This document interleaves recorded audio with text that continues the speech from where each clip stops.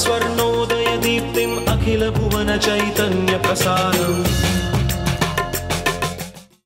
నమస్కారం, మన ధర్మం కార్యక్రమానికి స్వాగతం. ఇవాళ మన ధర్మం కార్యక్రమంలో మన ధర్మ సందేహాలను నివృత్తి చేసేందుకు మనతో పాటు ఉన్నారు ప్రముఖ ఆధ్యాత్మికవేత్త ఆచార్య శ్రీ తాడేపల్లి పతంజలి గారు. గురుగారు నమస్కారం. నమస్కారం అమ్మా. గురుగారు, ఈరోజు సికింద్రాబాద్ ఉజ్జయిని మహంకాళి అమ్మవారి బోనాలు జరుగుతున్నాయి.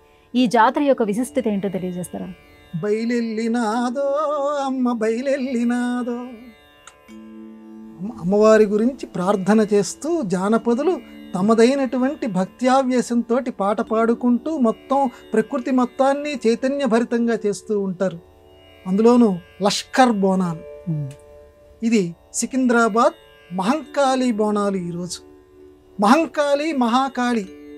మహాకాళి అని మనం ఏదైతే బాగా చదువుకున్న వాళ్ళు అంటారో దానిని మహంకాళి అని చెప్పి జానపదులు వాడుతూ ఉంటారు. రెండిటికి అర్థాలు ఒకటే. మహా అంటే గొప్ప, మహం అన్నా కూడా గొప్పది, గొప్పదైనటువంటి అమ్మవారు. దీనిని ఒక సైనికుడు 1813 ప్రాంతాల్లో ఈ సికింద్రాబాదులో ఈ అమ్మవారి యొక్క ప్రతిష్టాపనకి కారణభూతుడయ్యాడు. ఎలా కారణభూతుడయ్యాడంటే, ఆయన అప్పుడు సికింద్రాబాద్లో పనిచేసేవాడు. ఆయన ఉజ్జయినికి ట్రాన్స్ఫర్ అయింది. ఇక్కడి నుంచి ట్రాన్స్ఫర్ అయిన సందర్భంలో అప్పుడు ఇక్కడ బాగా ప్లేగు, కలరా వ్యాధులు ఇలాంటివి బాగా చుట్టుముడితే అక్కడ ఉజ్జయిని అమ్మవారికి ఇక్కడి నుంచి వెళ్ళినటువంటి ఆయన అప్పయ్య, ఆయన అక్కడ ప్రార్థన చేశాడు. ఆ మిలిటరీ ఆఫీసర్ గారు ఏమని ప్రార్థన చేశాడంటే, అమ్మా మా ప్రాంతవాసులకి, అందుకే ఆయనకి జోహార్, ఈ రోజుకి ఆయన పేరు తలుచుకుంటున్నాం, మా ప్రాంతవాసులకి ఇవి గనక, ఈ ప్లేగు, ఈ కలరా వ్యాధులు గనక పోగొడితే నువ్వు నీ పేరు మీదుగా సికింద్రాబాద్లో మేము గుడి కడతాము, గుడి కట్టి మేము ఇక్కడ పూజలు చేసుకుంటాము, నీకు బోనాలు చేస్తాం తల్లి అని ఆయన అక్కడ ఉజ్జయినిలో మొక్కుకున్నాడు. ఆ మొక్కుకు అనుగుణంగా ఇక్కడ వ్యాధులన్నీ కూడా సమసిపోయినాయి. ఆనాటి కాలం అంటే చూడండి, మీ వైద్య రంగం అంతగా విస్తరల్లనటువంటి రోజు అమ్మని మాత్రమే నమ్ముకున్నాడు. ఇక్కడ ప్రజలందరికీ కూడా ఆ రోగాలు తొలగిపోవటంతో ఇక్కడ అందరి యొక్క సహకారంతో ఆయన సికింద్రాబాదులో మహంకాళి విగ్రహ ప్రతిష్టాపన ఆ రోజు మామూలు ప్రాథమిక స్థితిలో జరిగింది. అప్పటి నుంచి బోనాలు, సికింద్రాబాద్ మహంకాళి బోనాలు జరుగుతూ ఉన్నాయి. ఏమిటి ఇక్కడ బోనాలు? ప్రత్యేకంగా మిగతా బోనాలకి సికింద్రాబాద్ మహంకాళి బోనాలకి ఉన్నటువంటి ప్రత్యేకమైనటువంటి తేడా ఏంటంటే, ఇవి లష్కర్ బోనాలు అనటంతో మొట్టమొదట మనకు గుర్తుకొచ్చేది సికింద్రాబాద్ మహంకాళి బోనాలు. బోనాలు అంటే అందరికీ తెలిసినటువంటి విషయమే. భోజనాలు అనేటువంటి, అంటే భోజనము ప్రకృతి, బోనము అనేటువంటిది వికృతి. అంటే భోజనము అనేసరికి మీకు దాన్ని పలకటం కొంచెం కష్టమైపోతుంది, ఎందుకంటే దాని కింద ఒత్తు పెట్టి అంత భోజనం అనేవారంట అని చెప్పి దాన్ని బోనము అన్నారు. అయితే ఈ బోనం సమర్పించటం, అమ్మవారికి నువ్వు అన్నం పెట్టేదేంటి? ఇక్కడ చాలా జాగ్రత్తగా గమనించాలి. ఏదైతే స్త్రీమూర్తులు అమ్మలు ఎవరైతే ఉన్నారో వాళ్ళు నెత్తి మీద కుండ పెట్టుకొని ఆ కుండల మీద పాయసం లాంటిది వండుకొని అమ్మవారికి బోనాల కింద తీసుకొని వస్తారు, ఒక ఊరేగింపు కింద తీసుకొని వస్తారు. ఇది అమ్మవారికి నువ్వు భోజనం పెట్టేదేమిటి? ఒక ప్రశ్న వస్తుంది మనకి. అందులోనూ మహంకాళికి నువ్వు భోజనం పెట్టేదేమిటి అని అంటే, ఇక్కడ అర్థం ఏంటంటే, నాయనా నువ్వు బోనం ఎత్తుకున్నావు అని అంటే అన్నపు కుండని నెత్తి మీద పెట్టుకున్నావు అంటే సకల జీవరాశికి ఏదైతే ఆహారం ఉందో, కడుపు నింపేది ఉందో దాన్ని నెత్తి మీద పెట్టుకున్నావు. నెత్తి మీద పెట్టుకొని ఒక ఊరేగింపు కింద అందరూ బాగుండాలనేటువంటి ఉద్దేశం చేత ఒకరిని ఒకరు చేతులు కలుపుకొని మీరు నా దగ్గరికి వస్తున్నారు. ఎంత చక్కటి బోనాల పండుగమ్మ, జైహో. అంటే ఒకరి మధ్య ఒకరికి ఐకమత్యాన్ని చేకూరుస్తుంది బోనాల పండుగ. మొట్టమొదట బోనం ఎందుకు ఎత్తుకోవాలి? భోజనం పెట్టుకోవటం అనే సంస్కృతి, ఈ బతుకమ్మ అనే సంస్కృతి తెలంగాణ సంస్కృతిలో చాలా విస్తృతంగా వ్యాపించి ఉంది. ఇది తెలంగాణ సంస్కృతికి మాత్రమే పట్టుగొమ్మ. ఈ బోనాల పండుగని రాష్ట్ర ప్రభుత్వ పండగ కింద గుర్తుపెట్టింది. ఇప్పటికీ కూడా దాన్ని ఉత్సాహంగా మనం జరుపుకుంటాం. ఎందుకు బోనం పెట్టాలి అని అంటే, అన్నం నెత్తి మీద పెట్టుకోవాలి. అన్నం నెత్తి మీద పెట్టుకోవటం అంటే, అన్నం ఇప్పటికీ మనం భోజనాలు చేస్తూ ఉంటే కింద మెతుకు పడద్దురా అంటారు. కింద మెతుకు ఎందుకు దాన్ని నెత్తి మీద పెట్టుకోవటం అంటే, వాడిని ఇప్పుడు లోకంలో నెత్తి మీద పెట్టుకున్నాడు అంటే వాడిని చాలా గౌరవంగా చూస్తున్నాడు, మిగతా వాళ్ళకి అంత గౌరవం ఇవ్వట్లేదు, కేవలం వాడికి మాత్రమే నెత్తి మీద పెట్టుకుని గౌరవం ఇస్తున్నాడు అని. అలాగే అన్నపు కుండ పెట్టుకున్నావనంటే ఈ లోకంలో ఎవడైనా తృప్తి చెందేది, ఎవరినైనా బాగా తృప్తిపరచగలిగేది అన్నం ఒక్కటే. ఎందుకంటే ఇక నాకు చాలు బాబోయ్, నాకు కడుపు నిండిందిరా బాబోయ్, నాకు తృప్తి అయిందిరా బాబోయ్ అని చెప్పేది అన్నం ఒక్కటే. డబ్బులు నువ్వు ఎన్ని ఇచ్చినా సరే నాకు ఇక చాలు అండు. కానీ అన్నం మాత్రం ఇక తినగలిగినంత తింటాడు, తిన్న తర్వాత నాకు వద్దురా బాబోయ్, నా కడుపు నిండిందిరా బాబోయ్ అంటాడు. అందువల్ల దాన్ని నెత్తిన పెట్టుకోవాలి. అందరికీ తృప్తిని కలిగించేది, ఆకలిని తీర్చేది. ఎందుకంటే దేవుడు కూడా ఆకలి కొన్నటువంటి వాడి ఎదుట మామూలు రూపంతో ప్రత్యక్షంగా అవడానికి భయపడతట. వివేకానంద స్వామి రాశాడు. వాడి ఎదుట అన్నం ముద్దలాగా కనపడతట. ఎందుకంటే వాడికి 2-3 రోజుల నుంచి తిండి లేదు. దేవుడు ఇదిగో నేను వచ్చాను సుమా అని చెప్పి చేతిలో త్రిశూలము ఇవి పట్టుకొని, భక్తా నీకు ఏమి కావాలంటే ముందు నాకు అన్నం ముద్ద కావాలంటాడు. అందువల్ల వాడి ఎదుట పట్టడానికి ముందు అన్నం ముద్దలా కనిపిస్తట. అన్నం తిన్న తర్వాత ఇప్పుడు చెప్పు ఏమిటి విశేషాలు అంటాడు. ఎందుకంటే భగ భగ భగ ఆ వైశ్వానరాగ్ని అంటారు. అహం వైశ్వానరో భూత్వా భగవద్గీతలో చెప్తాడు. అందువల్ల అన్నానికి అంత విలువ. అందుకే తెలంగాణ సంస్కృతికి అంత విలువ. అందుకే తెలంగాణ సంస్కృతి అంత గొప్పది. అన్నానికి విలువ ఇచ్చింది అని అమ్మ చెప్తుంది. అది విలువ ఇవ్వటమే కాదు, ఈ సత్యాన్ని నువ్వు నలుగురిలోనూ చాటు. బోనం చెప్పేటువంటి గొప్ప విషయం. అన్నం చాలా గొప్పది, అన్నపు మాత గొప్పది, శాకంభరీదేవి గొప్పది, మహంకాళి గొప్పది, అన్నం గొప్పదనే విషయాన్ని, ఈ బోనాలు గొప్పది అనే విషయాన్ని నలుగురిలోనూ చాటు అని చెప్పడానికి నెత్తిన పెట్టుకొని ఊరేగురా నాయన. ఊరు ఏగు, ఊరేగు, ఊరు మొత్తం కూడా నువ్వు తిరుగు. ఒక జాతర కింద నలుగురు చేతులు కలుపుకొని తిరగండి. ఆ రకంగా బోనాల సంస్కృతి ఐకమత్యాన్ని పెంచుతోంది. అందులోనూ ఈ లష్కర్ బోనాలు మనందరికీ కూడా సుఖాన్ని, శాంతిని ప్రసాదించుగాక. గురుగారు, మరి ఈ బోనాల ఉత్సవ చరిత్ర ఏమిటి? బోనాలు ఉత్సవ చరిత్ర. ఉత్సవము అని అంటే ఉత్సవము, బాగా ఉత్కృష్టమైనటువంటి యజ్ఞం. ఉత్కృష్టమైన యజ్ఞం ఏంటండి? ఉత్సవము. యజ్ఞం అంటే మామూలుగా నలుగురు ఇలా కూర్చొని అగ్నిహోత్రంలో హవ్యం వేస్తూ చక్కగా ఒక దేవత ఆరాధన చేస్తూ ఉంటారు. అగ్నిదేవుడి ద్వారా దేవతలకు ఆహారం పంపిస్తూ ఉంటారు.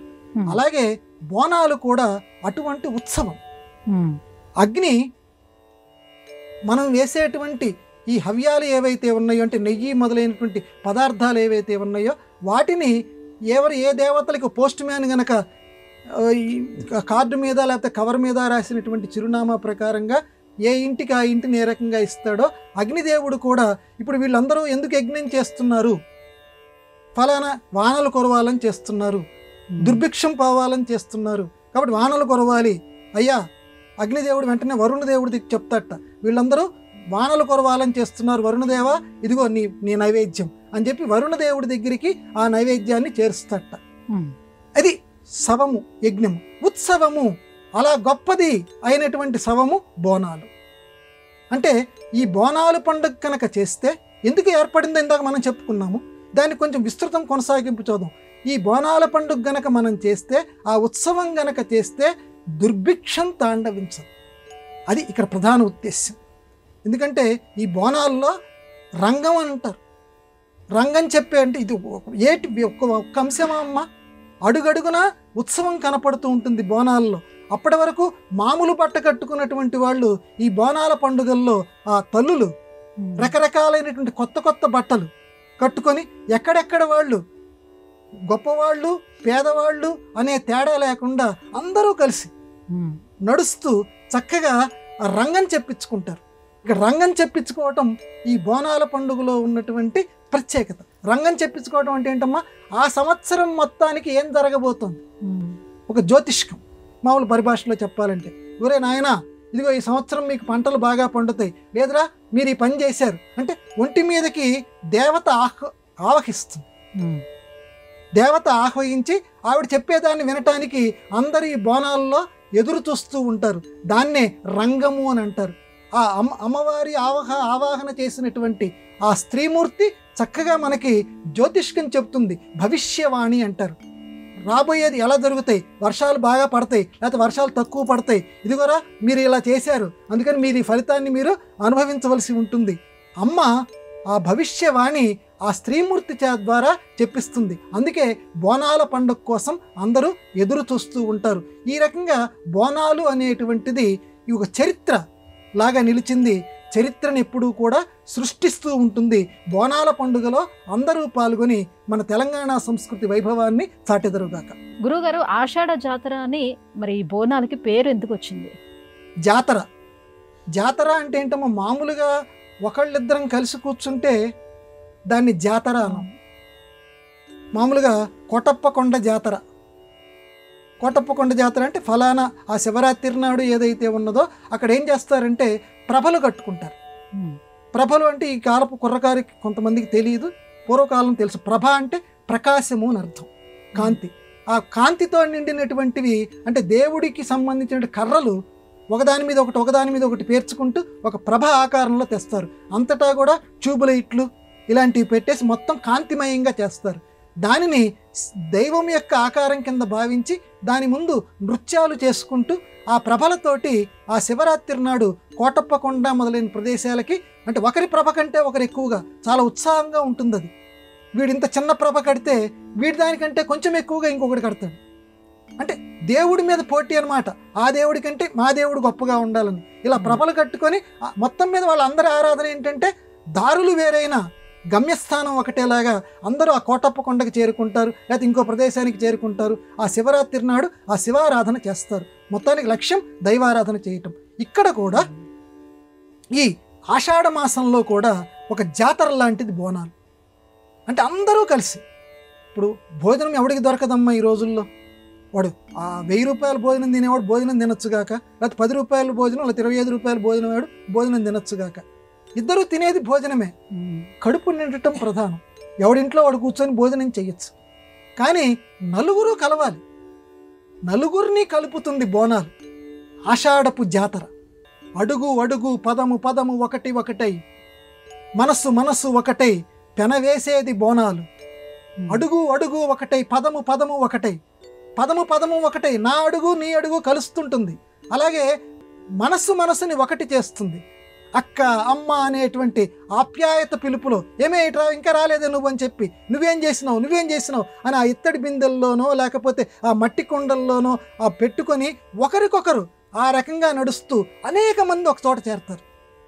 అనేక మంది ఒక చోట చేరిస్తే ఇద్దరు ఉన్నట్టుది కాకుండా అనేక మంది ఒక చోట చేరితే, ఎందుకంటే డప్పులు వాయించే వాళ్ళు డప్పులు వాయిస్తుంటారు, నృత్యాలు చేసేవాళ్ళు నృత్యాలు చేయిస్తుంటారు, బతుకమ్మ ఆటలు ఆడేటువంటి వాళ్ళు బతుకమ్మ ఆటలు ఆడుతుంటారు. అందరూ అమ్మవారిని నెత్తి మీద కుండలు పెట్టుకొని కొంతమంది అమ్మవారి గుళ్ళ దగ్గర అలా ప్రదక్షిణలు చేస్తూ ఉంటారు. ఎటు చూసినా జనం. ఆ రకంగా ఉండి ఆ దేవాలయ వాతావరణం మొత్తం కూడా ఆ చుట్టుపక్కల అంతా కూడా ఒక జాతరలాగా ఉంటుంది. అనేక మంది జనం అక్కడ కలిసి ఉంటారు. అందుకే దీన్ని ఆషాఢ మాసంలోనే వస్తుంది. ఈ బోనాలు అనేటువంటివి ఆషాఢ మాసంలోనే వస్తుంది. కాబట్టి బోనాలకి ఇంకొక పేరు ఏంటంటే ఆషాఢ జాతర. కాబట్టి జాతర చేయటం వల్ల ప్రయోజనం ఏంటంటే అందరూ కలిస్తే వైమనస్యాలు తగ్గుతాయి. నా ఇల్లు నువ్వు నా ఇంటికి రాకు, నేను నీ ఇంటికి రాను. ఇప్పుడు ఎక్కువ మంది అనుసరిస్తున్నటువంటి విధానం. ఎందుకంటే ఎవరికి వాళ్ళు అపార్ట్మెంటుల్లో ఎక్కువ కల్చర్ అయిపోయింది. పైన ఎవడుంటున్నాడో తెలియదు, కింద ఎవడుంటున్నాడో తెలియదు.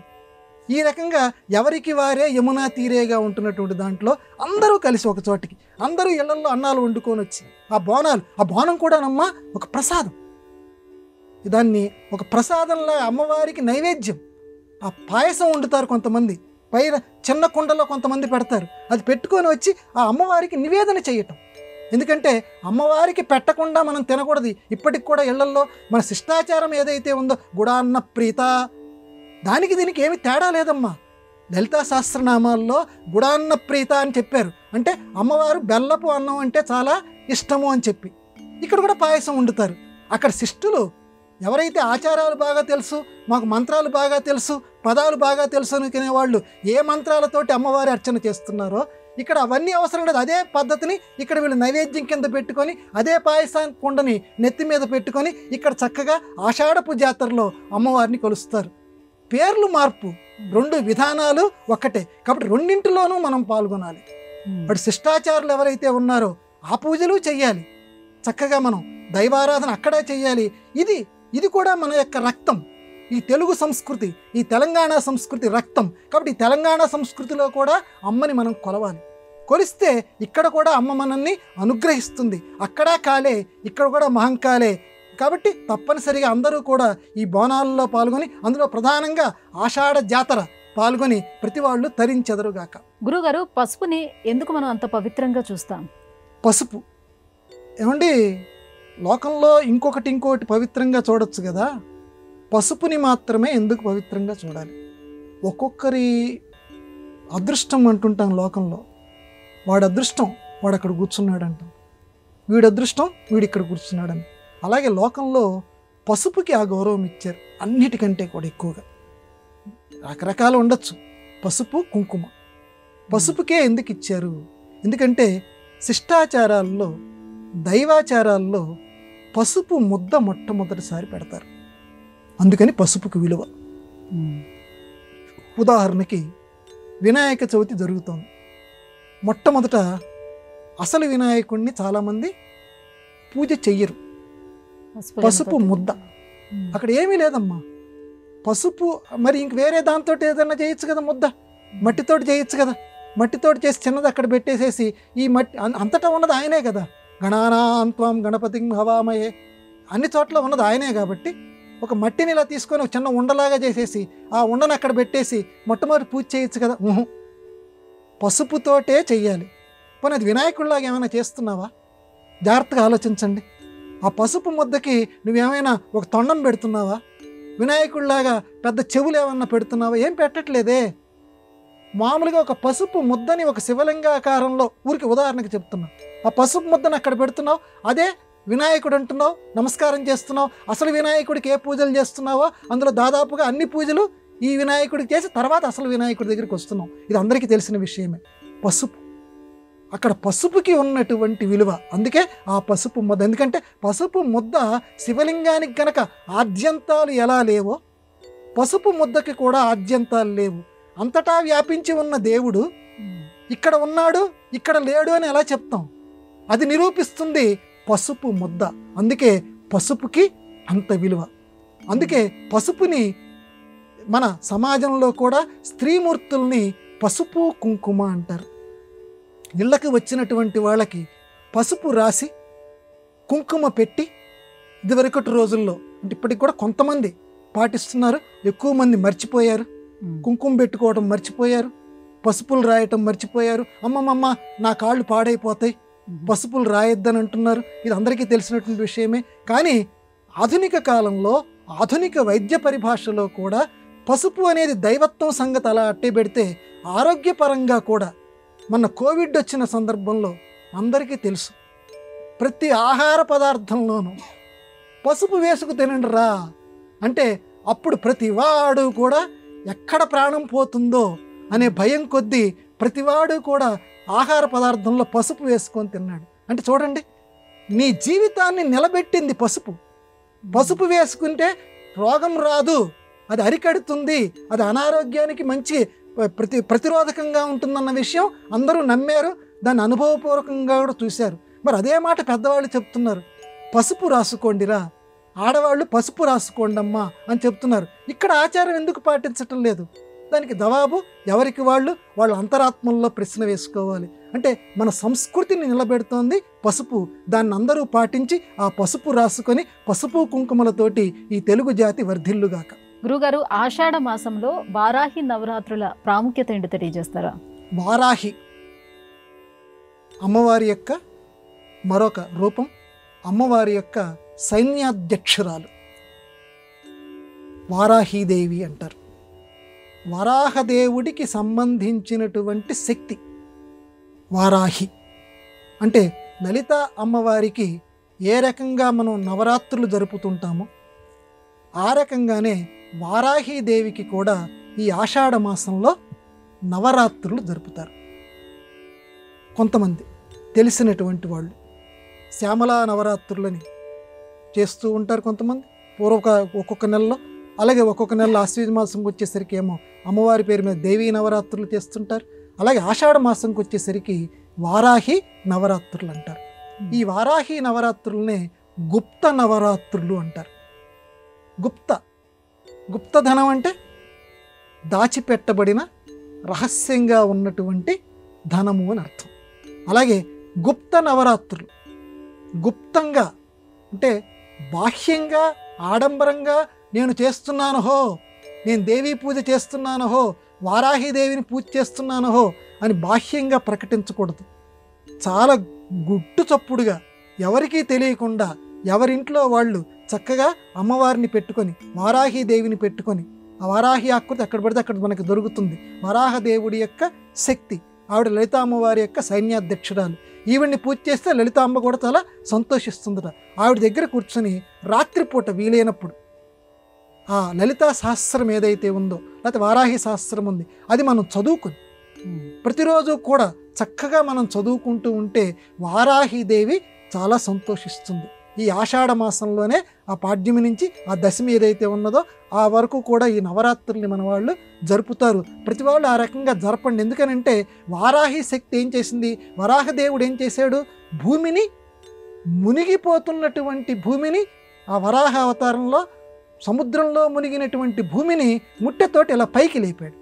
వారాహిదేవిని కూడా ఆరాధిస్తే మునిగిపోతున్న మనం, కష్టాల కడలో మునిగిపోతున్న మనం, ప్రతి వాళ్ళకి ఏదో సమస్య, బయటికి చెప్పుకోలేని సమస్య, అది ఆర్థిక సమస్య, ఇంట్లో ఉండేటువంటి సమస్య, పిల్లలకి పెద్దలకి పొసగనటువంటి సమస్య, ఇన్ని రకాల సమస్యలని చెప్పలేం.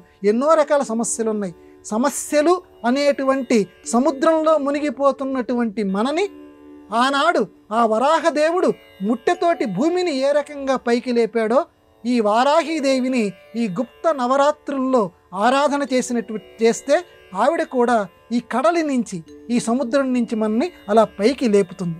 కాబట్టి ఇప్పటి నుంచి ఆయన అందరూ తెలుసుకొని ఈ ఆషాఢ మాసంలో ఆ వారాహిదేవి యొక్క ఆ గుప్త నవరాత్రులు ప్రచారం చేసుకోవద్దన్నారు. దేవీ నవరాత్రులు ప్రచారం చేయాలి, వారాహి నవరాత్రులు మాత్రం గుప్తంగా చేసుకోవాలన్నారు.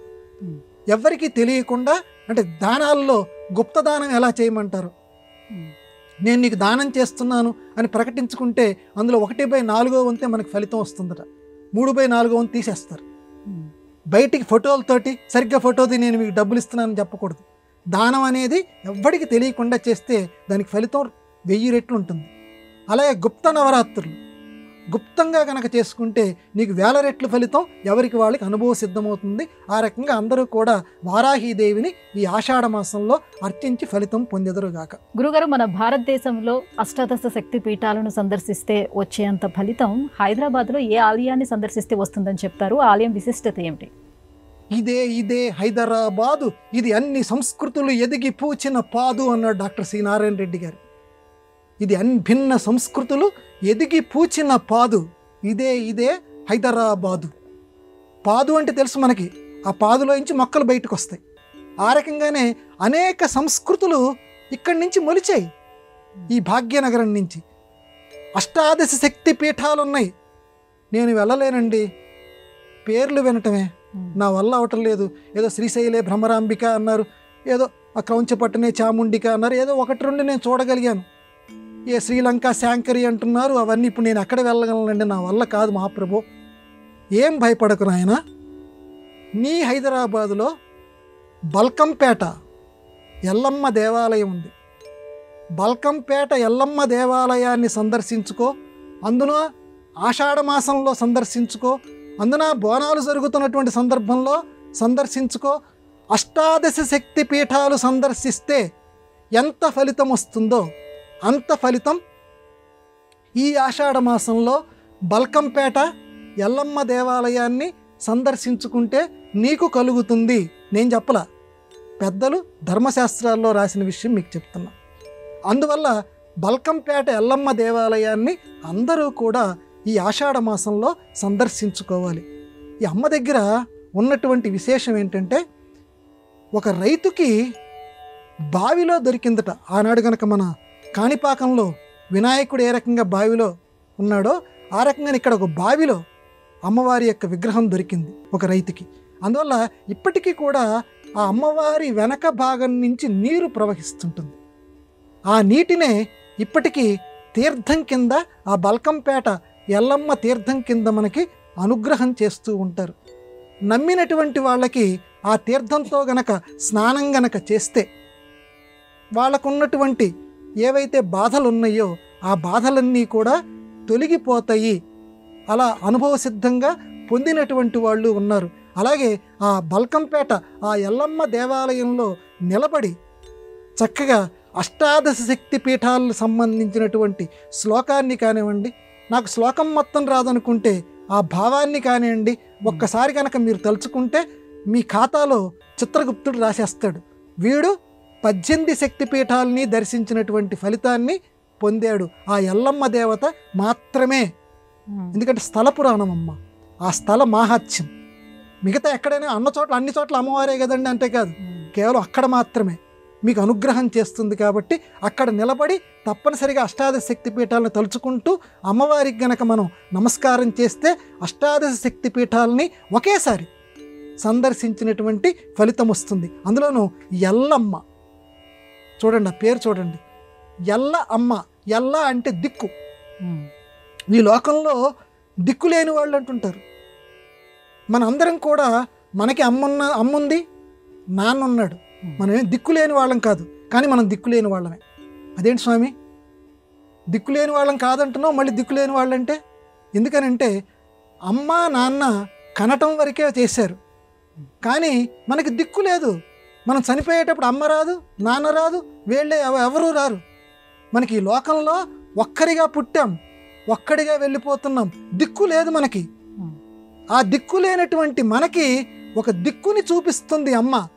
ఒరే నాన్న, నా దగ్గరికి వచ్చావు కదా, నీకు దిక్కుని నేను చూపిస్తా, నీ కర్మలు ఏవైతే ఉన్నాయో వాటన్నిటిని నేను తీసేసేస్తా, నీకు మోక్షాన్ని అనుగ్రహిస్తా, నన్ను సేవించుకో నాయన అని చెప్పి మనకు ఒక దిక్కుగా, మనకు ఒక ఆశ్రయంగా నిలబడుతుందిరా. అందుకే ఆవిడ ఎల్లమ్మ.